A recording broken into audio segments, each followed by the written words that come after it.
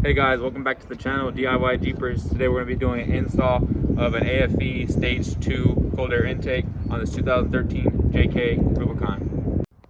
As you can see, I already have everything removed from the intake, the stock intake out. It's simple, just take off the throttle body bolt as well as the intake bolt, and then you're just going to go ahead and give your air box that would be right here a good little tug, and that'll pop out as well. As you can see, I have my wires running from my winch right here, so I may experience some complication, but we'll do that when we get to it. Now when we're looking at the intake body, you're going to go ahead and see this sensor right here. It's going to be your air temperature sensor. You're going to go ahead and give it a quarter turn and it should pop out easily. If not, you're going to go have to give it a little bit of finagling with some pliers, and they'll be able to take that out for you. So per the instructions, we're going to go ahead and install this rubber gasket as well as this adapter, which allows you to put the air temperature sensor into the intake, and so you don't get that check engine light code popping up. It's going to take a little finagling to get in, but we'll get that taken care of right now. As soon as you get the gasket installed with the grommet that is going to attach the air sensor into, it's going to look like this. It's going to take a little bit of finagling. You might want to try warm dish soap with soapy water and get that in. It would probably help, and you're going to go ahead and get that installed pretty easily. Per the instructions, it says that you're going to need to remove this bolt. It's going to be a 10 millimeter. Just get a 1/4 inch ratchet and go ahead and just loosen that up, take it out, and then we'll go ahead and put the air box right here as well, and then we'll continue to tighten that up by going inside the air box and attaching the bolt inside.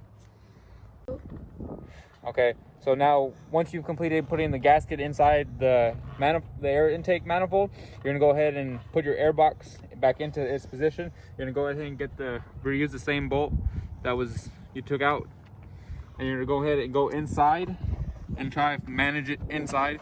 You might as well go from the actual body, and you're going to go ahead and reinstall this bolt into that hole that you took it out of in the first place. It's going to take some managing and moving, but you should get it out, get it back in, and it shouldn't be too hard. After carefully installing the bolt in the top right corner, as you can see, it is going to take a little maneuvering to get it in there, but it's a 1/4 inch ratchet and a 10 millimeter bolt. We'll get that in no time. Just take your time, it'll take a while. The bolt is pretty long. Awesome. With your O2 sensor out, you're going to go ahead and reinstall it. So you're going to go ahead and find the fitting, and then you should be able to give it a little 3/4 turn, and it should go back into place.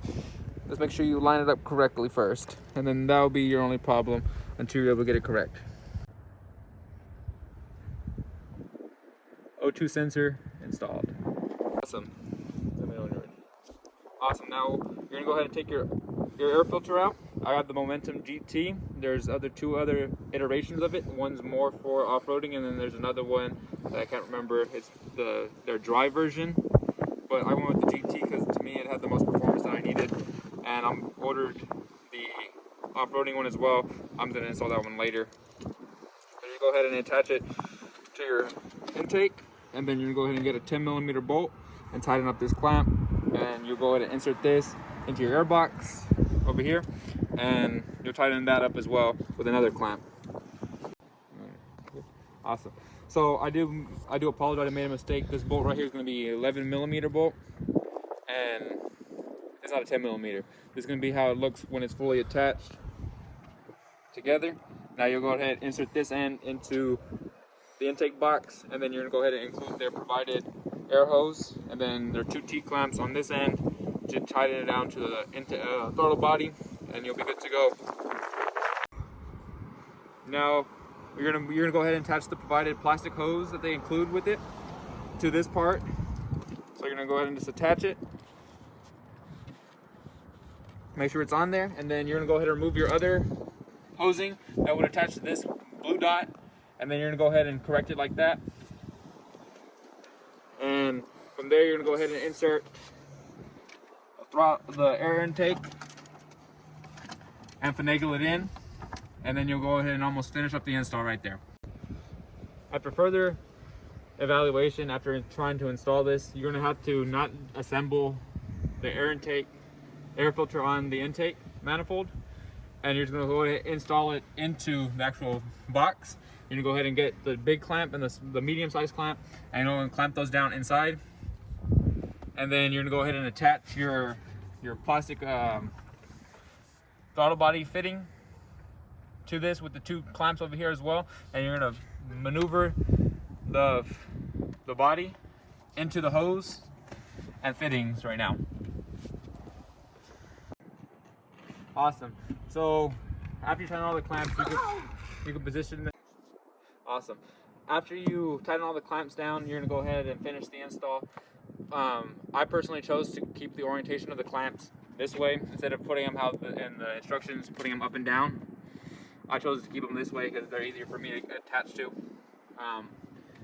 You make sure you attach your air temperature sensor that's going to be on the bottom of the air intake, and then you're going to run your hose through the provided slot that they provide, and then you are also going to need to re-torque these bolts or re-tighten them after 100 to 200 miles just to make sure everything's fully snugged and still good.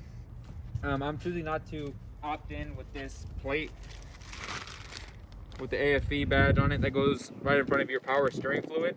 You can choose to put it in. I'm gonna keep it off and see if it does anything, but that's up to you. It's personal preference. I think I like the look with more kind of like airflow, I guess, into it, so I'll keep that unblocked. Thank you for tuning in to